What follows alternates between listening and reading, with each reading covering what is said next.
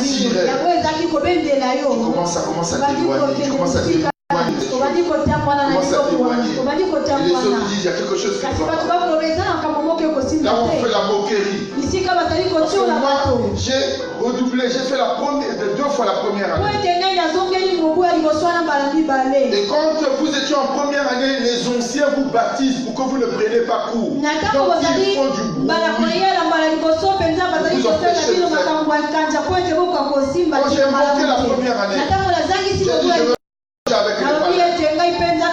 Et j'ai remetté ça au palais. Mais quand je suis passé en deuxième année, j'ai connu le Seigneur. Les amis viennent. Allons-y dans leur vie pour aller faire troubler ceux qui sont en première année.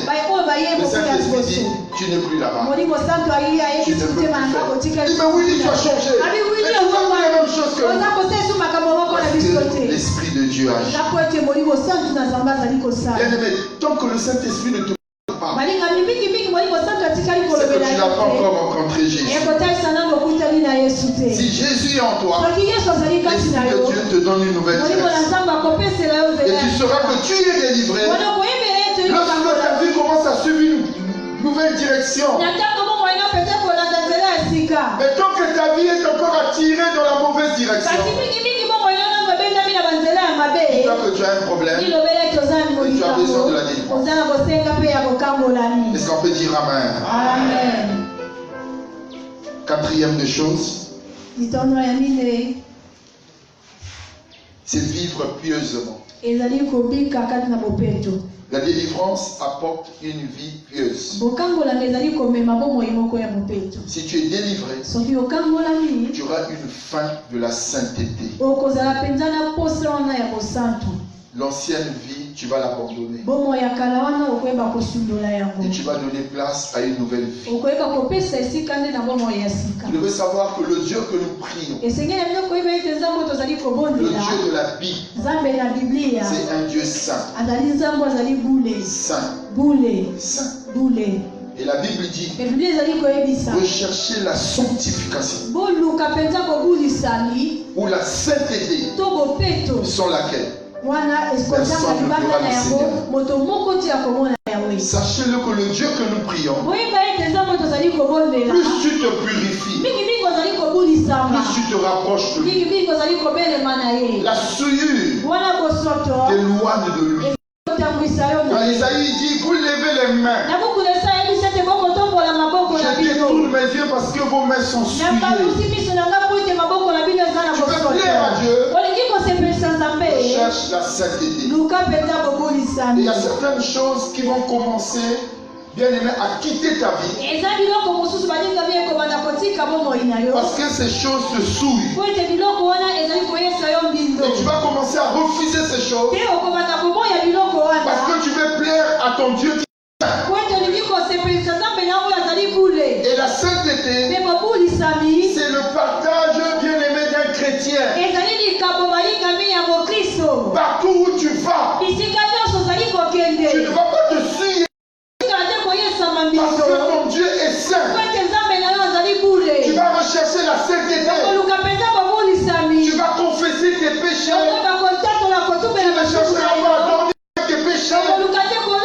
Parce que dormir avec les péchés, ça attire la colère de Dieu.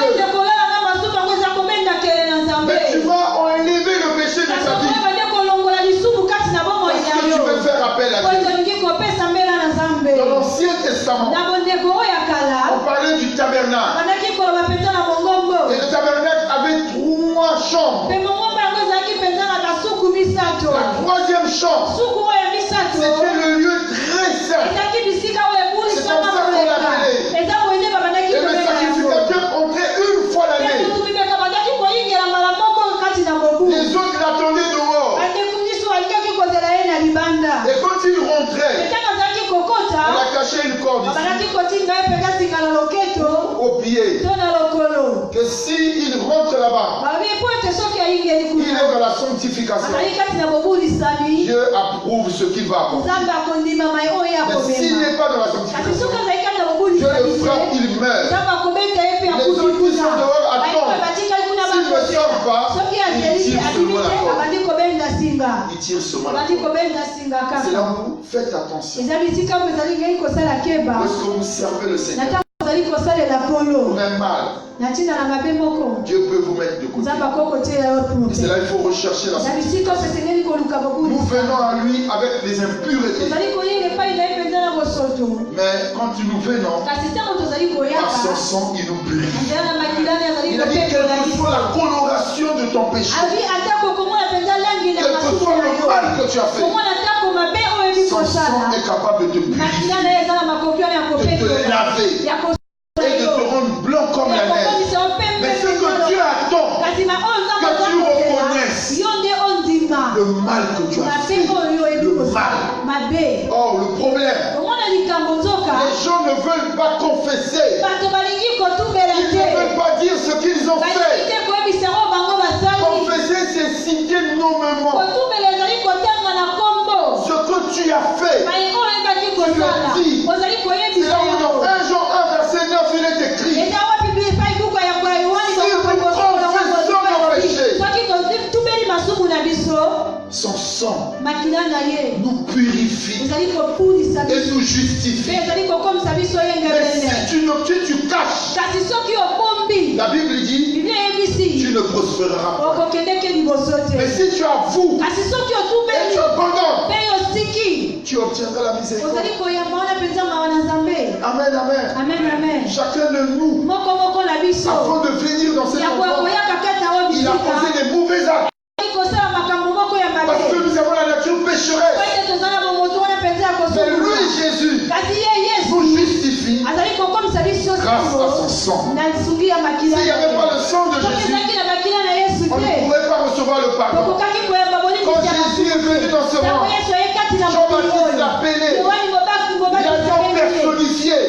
Il a dit voici l'agneau de Dieu qui porte le péché du monde. Ôtez s'est enlevé. Quand Dieu te pardonne, il enlève ton péché de ta vie. Il te sépare de ton mal. Et quand il te voit, comme si tu n'as jamais péché. Moi j'ai commis des mauvais actes. J'ai été avec les militaires. J'ai joué avec les militaires. J'ai fait des mauvaises choses. J'ai travaillé à l'hôpital. J'ai fait avorter des femmes. J'ai mis l'argent en avant les médicaments, avant les soins. Non, j'ai mis l'argent en avant les soins. D'abord l'argent au lieu de sauver une personne. Mais quand je de mes péchés, il fallait avouer ce que j'ai fait. J'ai demandé pardon au Seigneur. Et j'ai dit plus jamais. Et même mes collègues à l'école savaient que moi j'étais changé. Quand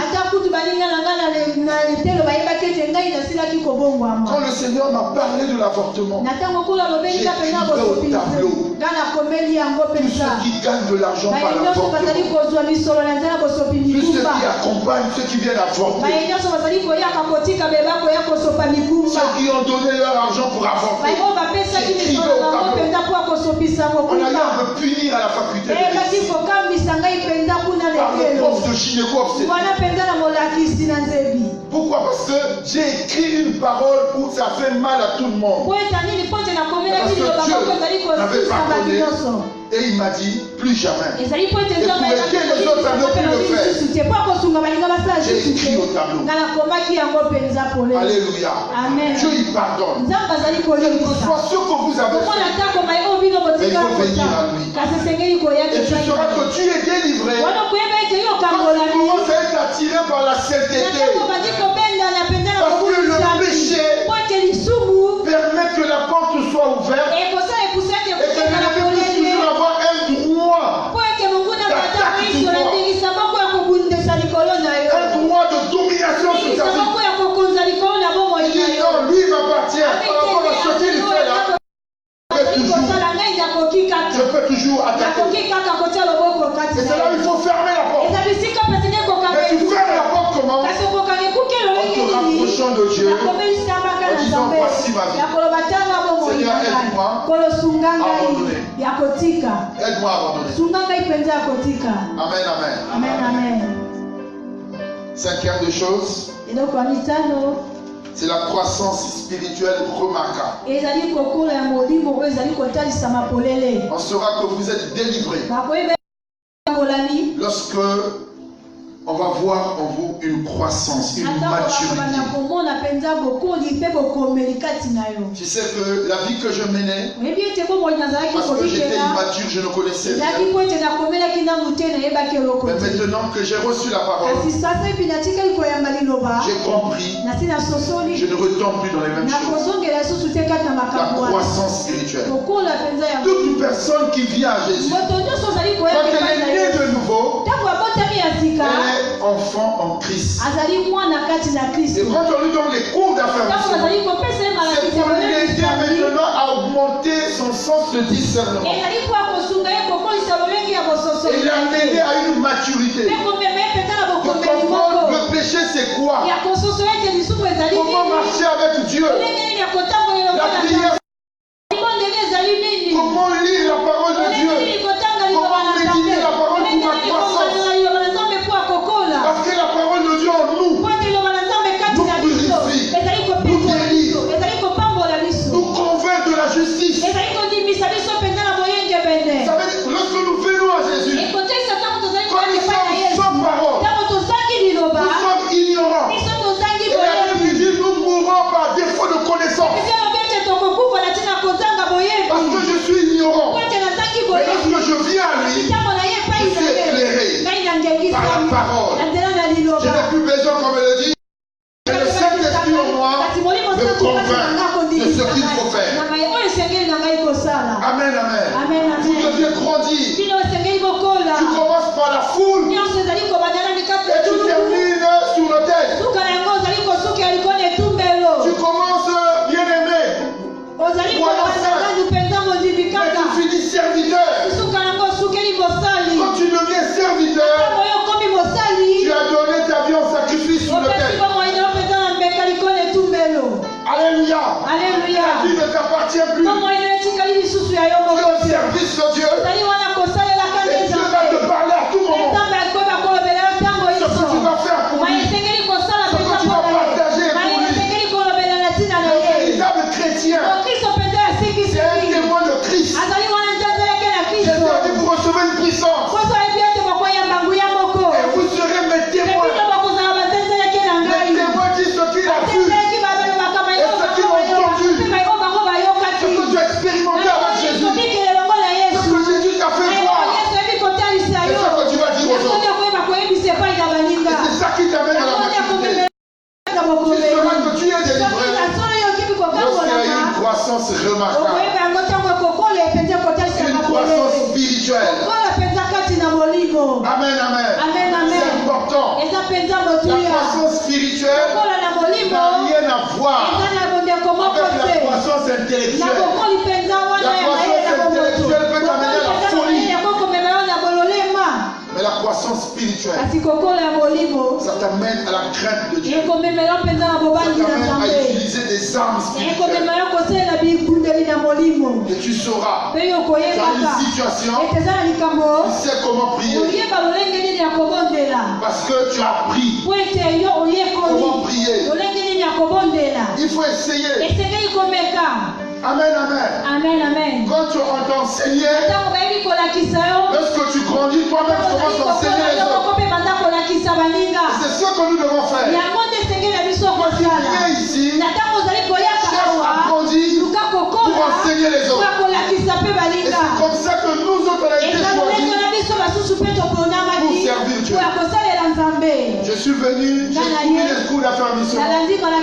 J'ai commencé à lire. Je vivais au campus. J'ai dit, mais ça, je comprends ça. Mais j'étais ignorant. Je commençais à aller chambre après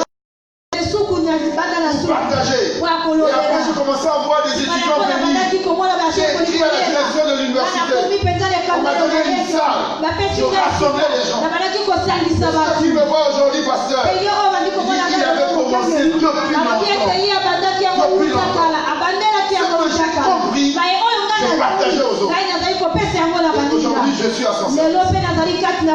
C'est ce que tu dois faire. Ce que tu as compris de Dieu. Partage à tes amis. Partage à ta famille. Partage dans ton quartier. Tu vas délivrer des gens. Amen, amen. Et tu vivras longtemps. C'est une bénédiction.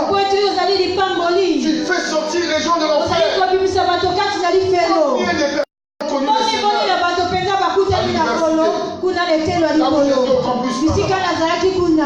Amen, amen. Partagez la parole. J'allais chambre après chambre.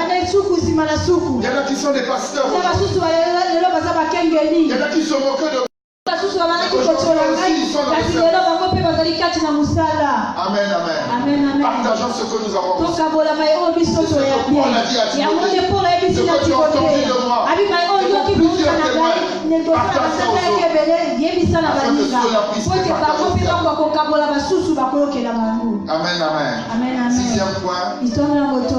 C'est la manifestation de la vraie identité. La manifestation de la vraie identité. Il est question. Parce que nous ne connaissons pas le Seigneur. Nous avons plusieurs identités. Hypocrisie. On ne connaît pas ta vraie identité. Quand tu les gens te connaissent avec une identité. Quand tu es à l'église, tu es le saint. Saint Gabriel, Sainte Bernadette.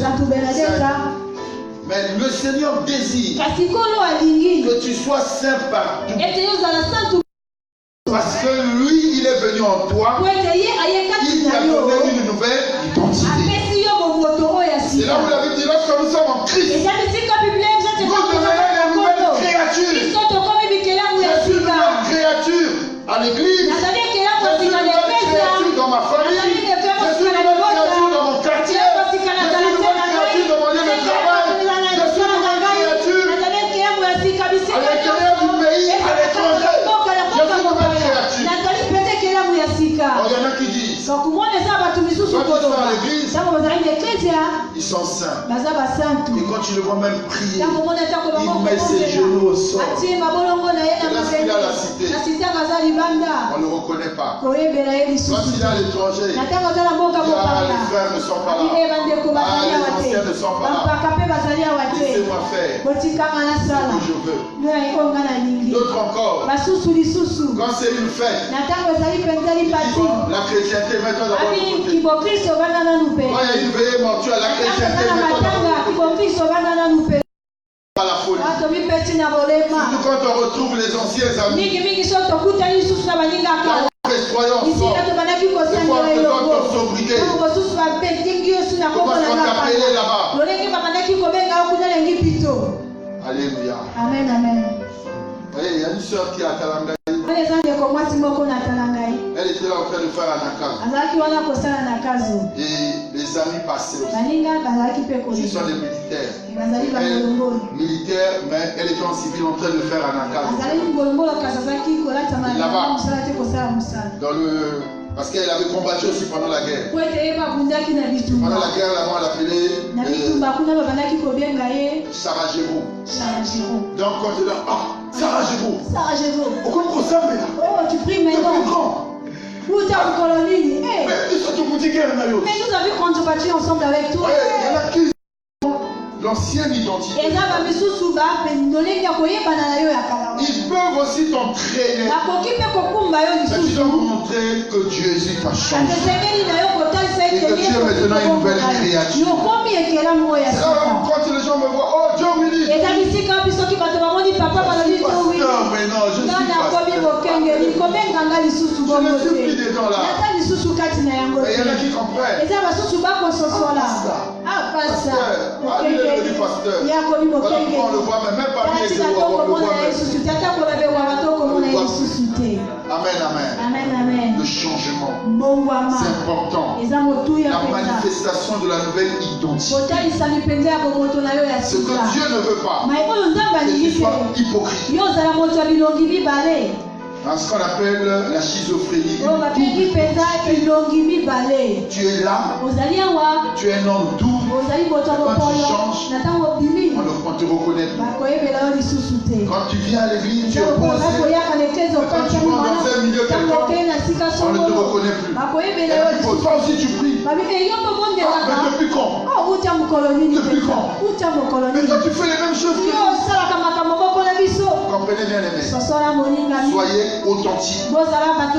Si tu es chrétien, tu as la même taille, mais tu as un nouveau cœur. Parce que la Bible dit, je t'aurai le cœur de pierre, je mettrai le cœur de chair, et je mettrai ma parole. La différence entre l'homme d'avant et l'homme de maintenant, c'est que l'homme de maintenant a un nouveau cœur. J'ai la même taille. J'ai un peu perdu les muscles. Parce que quand je faisais le sport, j'avais plus de muscles. Parce qu'il fallait être fort. J'ai la même taille. Mais j'ai un nouveau cœur. Un cœur qui a le fardeau des âmes. Un cœur qui partage la parole. Un cœur qui prie pour des gens. Vous voyez, un cœur qui n'insulte pas. Un cœur qui ne peut attirer par la cigarette ou par la porte. Parce que tu as le même cœur. La vraie identité. Tu dois l'avoir. Si à ton voisin, tu dois avoir une vraie identité. Amen, amen. Septième point. C'est un accès facile et direct au Saint-Esprit. Un accès direct et facile au Saint-Esprit. Le véritable chrétien, il doit reconnaître la présence de Dieu. Comment entrer dans sa présence? Comment écouter son Dieu devant une circonstance? Le Saint-Esprit parle. Il peut te parler en songe. Il peut te parler en lisant la parole. Il peut te parler par la voix audible. Regardez-moi, je suis en train de dormir. On m'appelle. Mais je réalise que c'est pas ma femme qui m'a appelé. Je réalise que Dieu m'appelle pour que je me lève pour prier. Et je me réveille comme ça. Je vais directement me prosterner pour commencer à prier. Il faut être sensible. Qu'est-ce que je veux dire ici? Lorsque nous avons un problème devant nous, comment résoudre ce problème? Cela dépend de votre écoute à l'Esprit de Dieu. Lorsque tu as une situation, tout le monde parle. Mais toi, ton Dieu dit quoi? Une décision à prendre. Qu'est-ce qu'il faut faire?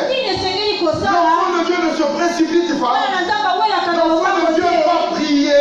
Et il écoute Dieu pour donner la réponse. Pourquoi? Beaucoup de décisions sont prises dans la chair. Tu as un problème avec la femme et tu penses qu'il faut la virer. Mais Dieu dit quoi? Va prier.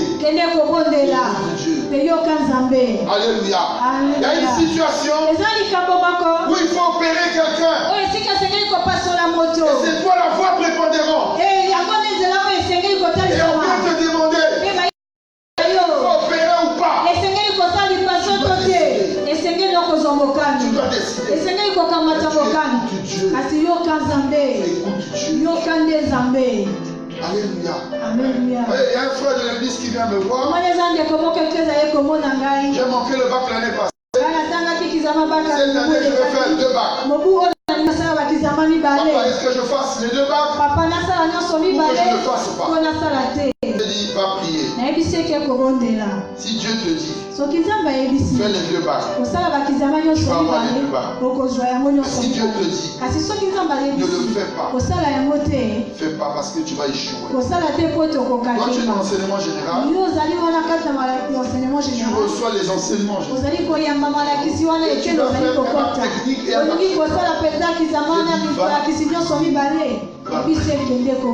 Va prier. Si le Saint-Esprit te convainc, ça veut dire qu'il te donne des atouts. Moi j'ai ma cadette qui a fait 2 bacs, qui a eu les 2 bacs. Mais parce que moi je lui ai donné la direction. Elle avait échoué, j'ai dit, va faire maintenant le bac technique. Mais aussi, le bac général. Elle a reçu les 2 bacs. Je dis à son frère, ne se précipite pas. Va prier. Si le Saint-Esprit te convainc. Souvent, bien aimé, beaucoup prennent des décisions dans la chair sans consulter Dieu. Or, Dieu veut que nous soyons dans une connexion avec lui dans tout. Si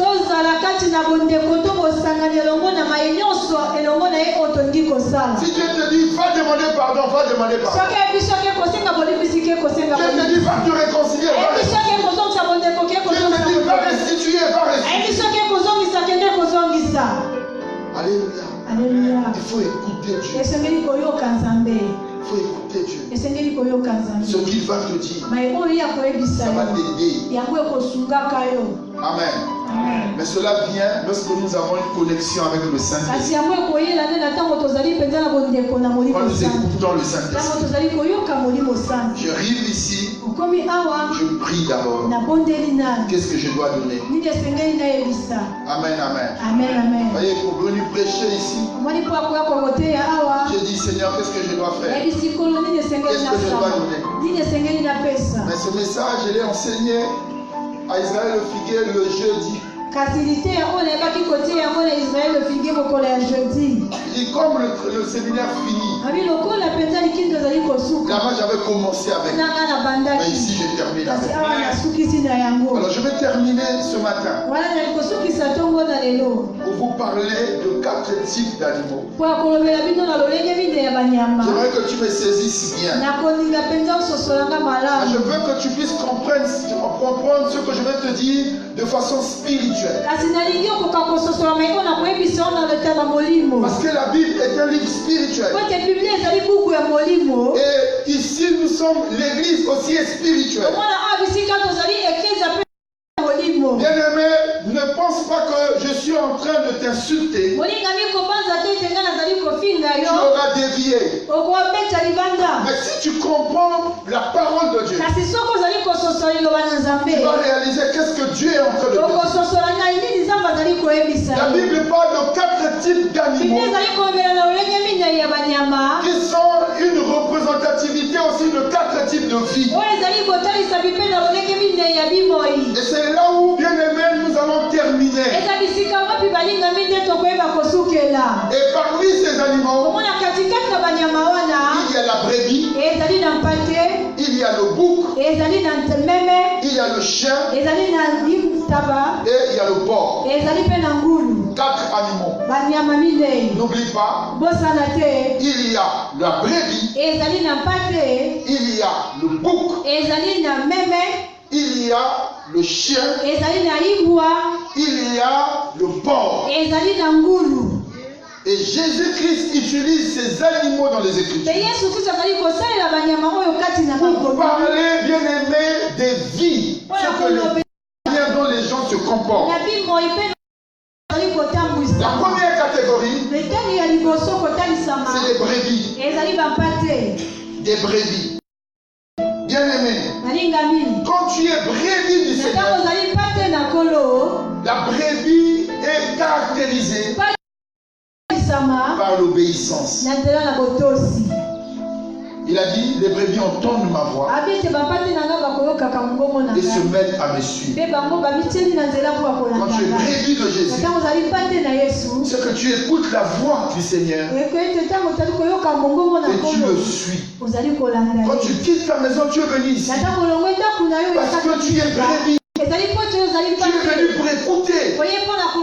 Tu es venu pour recevoir les soins du berger. Parce que le berger soigne les brebis. Autre caractéristique de la brebis, c'est que les brebis s'assemblent souvent. Ils sont souvent en troupeau. Cela parle de l'image de l'église. Si tu es brebis de Jésus, tu vas appartenir à l'église. Tu apprendras à être ensemble. Autre caractéristique de la brebis, c'est que le bon berger les fait rentrer dans sa bergerie. Et la bergerie parle de l'église. Jésus t'a enlevé du monde pour t'amener dans son église. Parce que c'est lui à qui appartient la bergerie. Les hommes passeront, mais la bergerie va rester. Parce que la bergerie appartient à Jésus. Et que si tu es en ces lieux, tu es brebis. Bien-aimé, tu es au soin du berger. Et la Bible dit, le berger conduit les brebis dans les sentiers de la justice. Tu es venu en ces lieux pour que le berger puisse te conduire dans les sentiers de la justice. Te montrer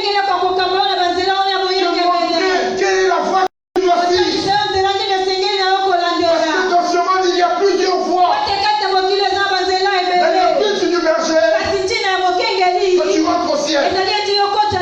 Parce que Jésus a dit dans Matthieu 24,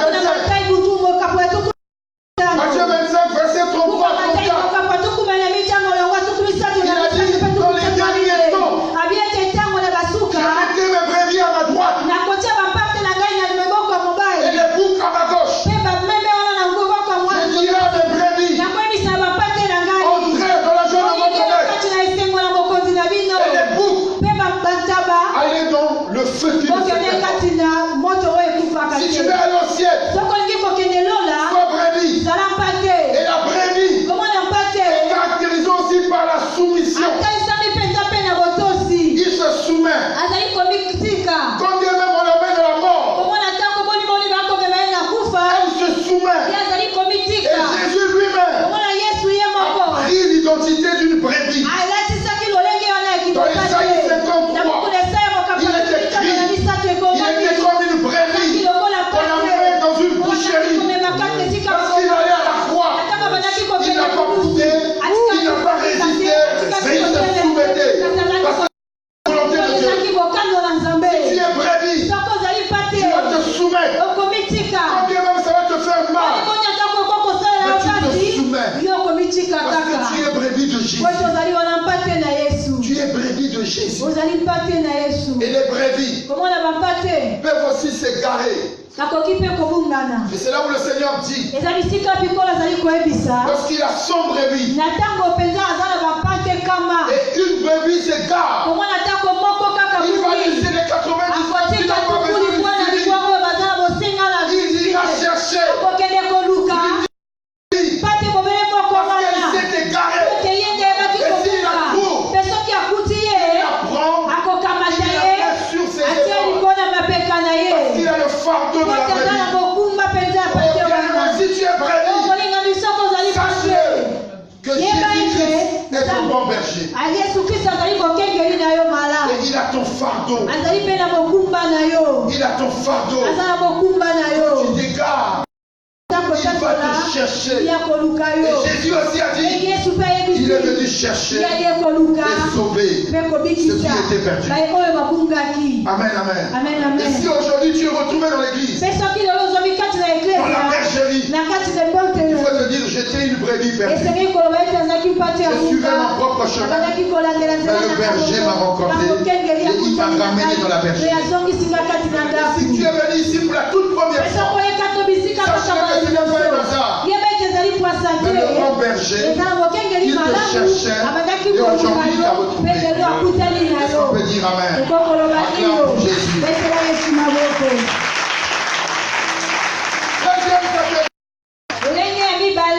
Ce sont les boucs. Les boucs. Quand vous lisez dans votre dictionnaire, un bouc, c'est l'image de la chèvre. Il a souvent des cornes. La différence entre la chèvre et le mouton, sachez-le, il faut connaître toutes ces choses. Hein. La brebis n'a pas de cornes. Mais le mouton qui a des cornes, on l'appelle bélier.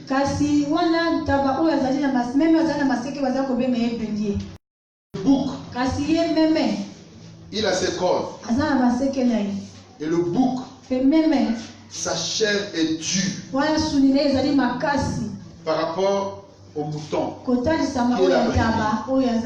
Une autre caractéristique de la brebis, c'est la douceur. Mais le bouc, il est caractérisé par la rébellion, par l'insoumission, par la méchanceté. La méchanceté. Et aussi un esprit de non-contrôle. Il ne veut pas qu'on puisse le contrôler. Lui, il veut la liberté. Lui, il est caractérisé par l'indépendance. Et dans l'église également, il y a des boucs. Même quand tu veux l'amener sur ce qui est bien, il va te résister. Bien-aimé, la personne qui vous parle, Dieu l'a enseigné pratiquement. C'est-à-dire, j'ai eu des béliers. Et en ce moment précis, j'ai aussi des brebis. Et je lève. Si vous allez à Saint-Denis là-bas, vous allez voir, j'ai mes brebis là-bas. Tu dis leur comportement. Mais le bouc, je viens le chercher pour son propre bien. Il s'énerve, il recule et il vient me donner un coup de tête. Quand vous avez quelqu'un qui est bouc, c'est ceux qui attaquent leur maître. C'est le type de personnes qui attaquent leur maître. Des personnes qui ne veulent pas le contrôle. Ils sont méchants. Et Jésus a dit, les boucs, il les mettra à sa gauche. Donc, tu es à l'église, mais tu te retrouves à la gauche de Jésus pour que tu te retrouves en enfer. Et l'esprit du bouc, c'est l'esprit de résistance. Quand tu lui parles, donc tu as même du mal, tu te dis à lui parler parce qu'il va te résister. Il y a des gens de personnes dans l'église. Et quand tu as du mal à l'appeler, tu as du mal à lui donner des instructions parce qu'il va résister. Et les démons aiment des personnes comme ça parce qu'ils disent que leur finalité c'est l'enfer. Et Jésus-Christ en parle. Il dit les boucs, il les mettra à sa gauche. Ne sois pas quelqu'un qui se comporte comme un bouc. L'attitude de l'église, c'est que c'est des brebis qui se soumettent au berger. Et ce que le berger veut pour la brebis, c'est pour le bien de la brebis. Il le conduit dans les verts pâturages. Il le conduit vers les eaux paisibles. Il veille à la brebis. Quand la brebis passe par un danger, le berger est là pour veiller. avec son bâton et sa flèche. Mais le bouc, il est têtu. Têtu. Tu lui parles. Il n'écoute pas. Et il est caractérisé par la rébellion et par la méchanceté. Lui, c'est là. Il tarde pas pour donner un coup de tête. C'est-à-dire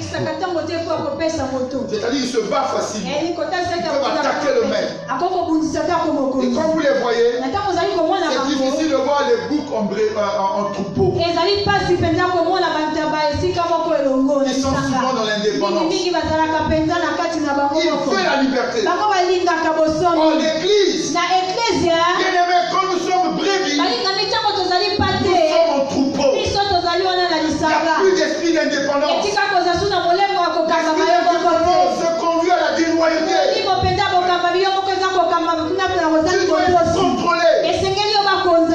Si tu veux voyager, dis à ton pasteur. Si tu ne seras pas là, appelle ton responsable. Mais quand tu es indépendant, tu viens comme tu veux, tu fais comme tu veux. Et on se dit, mais qu'est-ce qu'il est bon? Tu fais du mal aux autres. Et Jésus dit, c'est l'attitude du bouc. Amen, amen. Ça veut dire que c'est un mauvais esprit qui est là. Il te pousse à faire du mal aux autres. Amen, amen. Ne soyons pas des boucs, mais soyons des brebis. Des brebis. Et c'est ce que le Seigneur désire.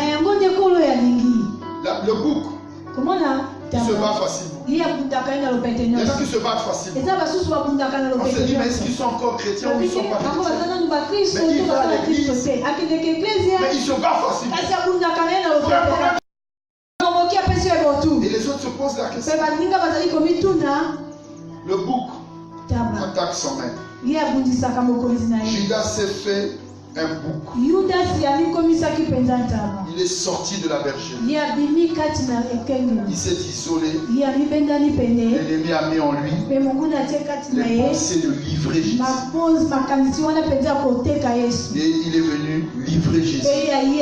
C'est comme quelqu'un qui est avec toi et qui s'éloigne de toi et qui vient se poignarder au dos. Mais Judas a fini où? En enfer. Être bouc, c'est une mauvaise option. Soyons des brebis. Troisième animal, ou troisième catégorie de personnes dont la Bible parle, ce sont les chiens. Les chiens. Un chien, c'est un carnivore. Mais quand on parle des chiens ici, lorsque vous lisez la Bible, Jésus parle également des chiens.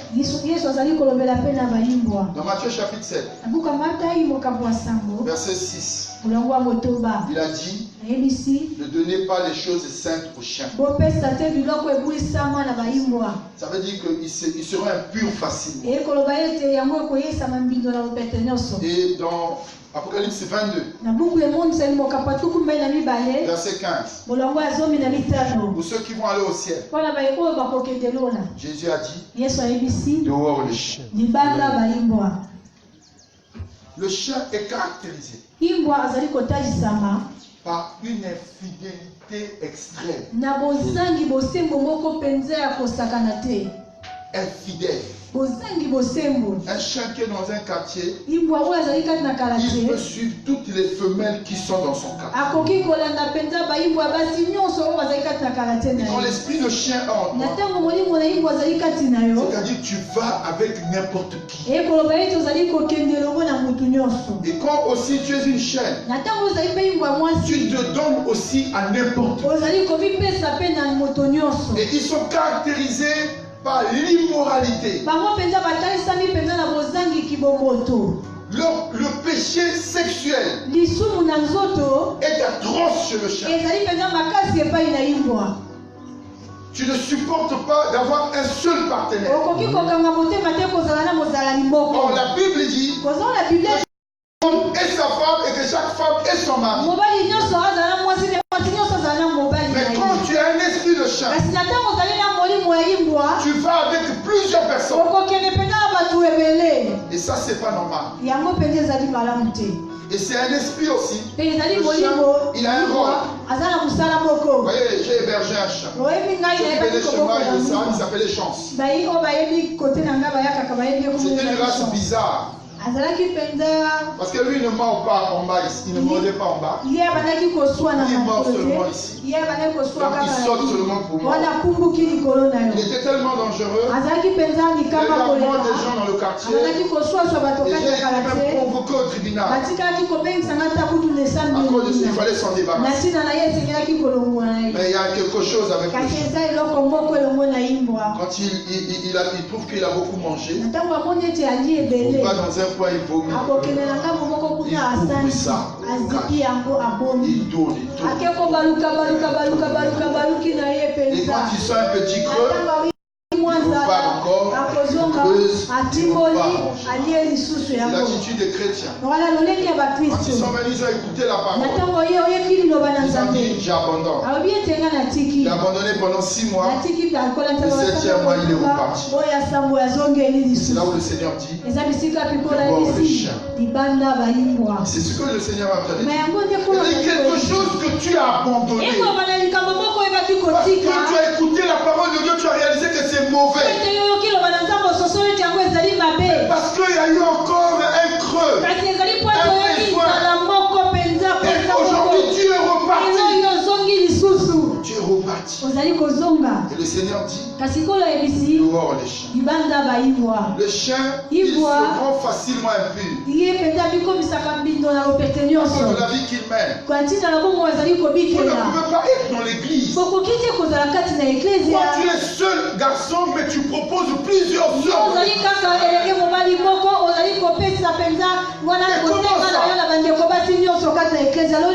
Comment? Tu n'es destiné qu'à une seule personne. Tu n'es pas pour tout le monde.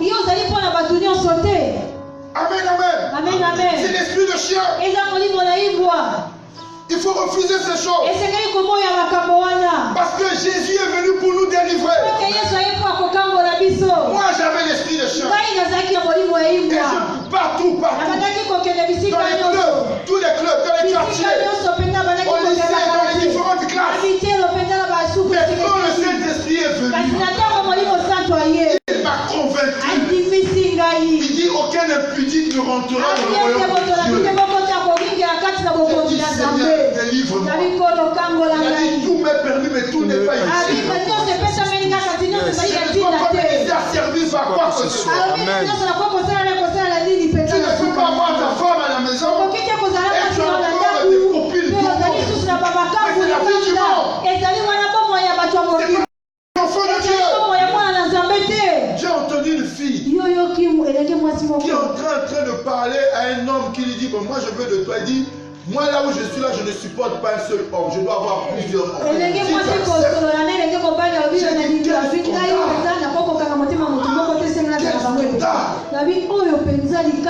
C'est ça l'esprit du chien. Amen, amen.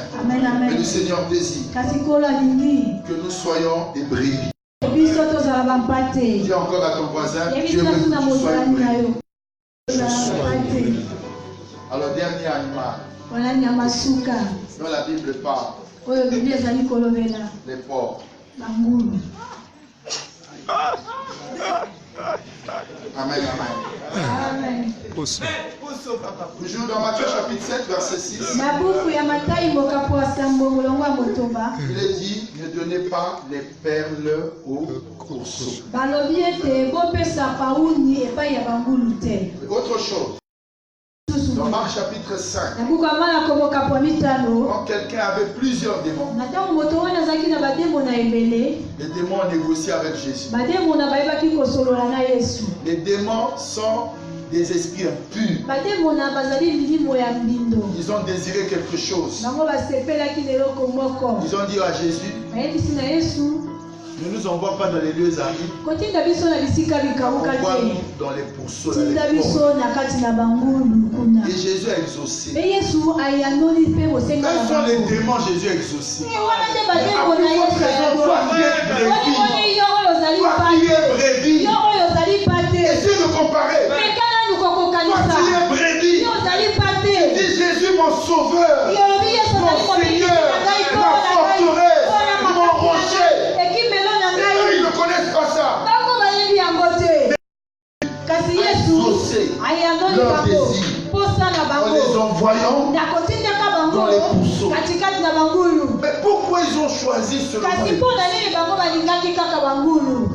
Ce sont des animaux qui ont une caractéristique. Dans leur caractéristique, ils aiment là où il y a la saleté. Et les démons aiment là où il y a la saleté. Et ils peuvent amener leur bouche n'importe où. Là où il y a la boue, là où il y a la saleté, même ils utilisent leur bouche pour fouiller. Ils mangent les scorpions, ils mangent les vers de terre, ils mangent même les serpents. Parce que le venin du serpent ne leur fait rien, à cause de leur graisse, ça ne passe pas.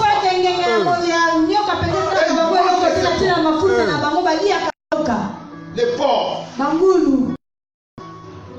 ils sont caractérisés par une infestation démoniaque.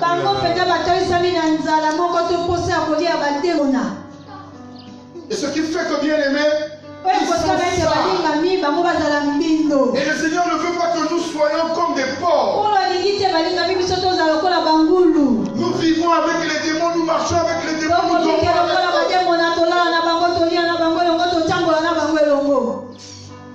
Les porcs sont caractérisés également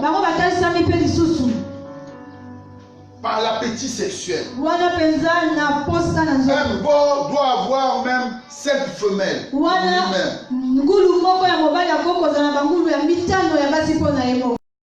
Et ils se battent pour avoir leur femelle. Et si la femelle ne veut pas, ils battent la femelle.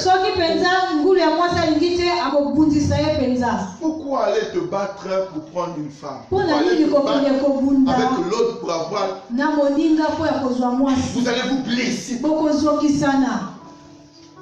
Tu gagnes un peu ta vie. Je vois des femmes qui se battent pour l'homme.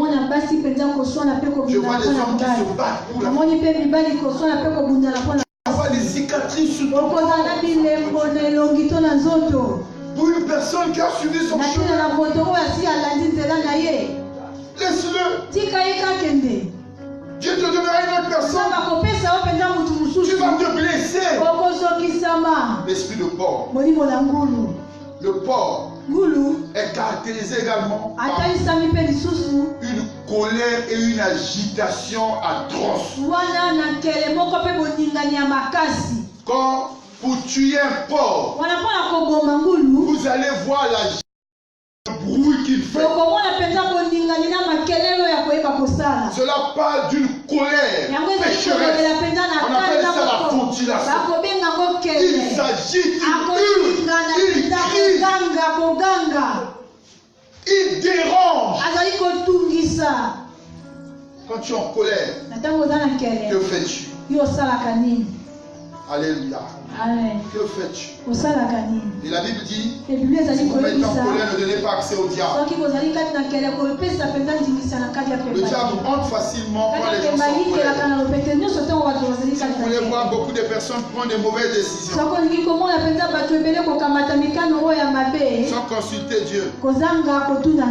C'est lorsqu'ils sont en colère. Et Jacques 1 verset 20 dit, la colère de l'homme n'accomplit pas la justice de Dieu.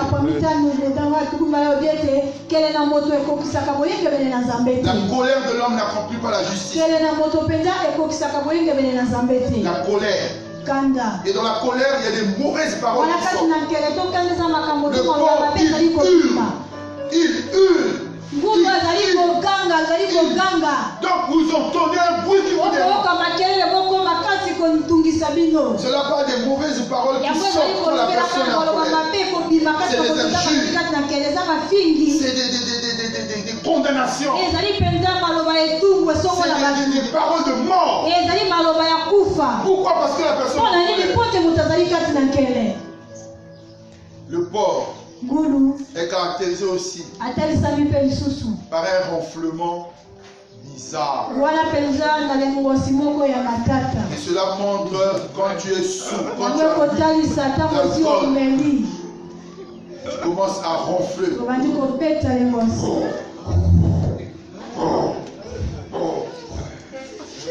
L'esprit de porc, c'est des gens qui aiment l'alcool. Et quand ils boivent, ils ne se contrôlent plus. Alléluia. Dieu veut que nous soyons des brebis. Ne sois pas un bouc. Ne sois pas un chien. Mais sois une brebis. Ne sois pas un porc. Mais sois une brebis. Amen, amen. Je n'arrive pas à faire un appel. Parce que hier j'ai donné le même message à Talapay. Il y a une soeur qui est venue me voir. Elle dit, papa, tout ce que tu as dit, c'est ma vie. Je suis une chaîne. Je suis un porc. Je ne vais pas faire un appel. J'aimerais que nous prions. Le Saint-Esprit puisse t'aider à renoncer à l'esprit de bouc, à l'esprit du chien, à l'esprit de porc. Dis toi-même de ta bouche, Seigneur, fais de moi ta brebis. Fais de moi ta brebis. Celui que je suis, celui qui écoute ta voix, celui qui est dans la bergerie, fais de moi ta brebis. Lèvons-nous.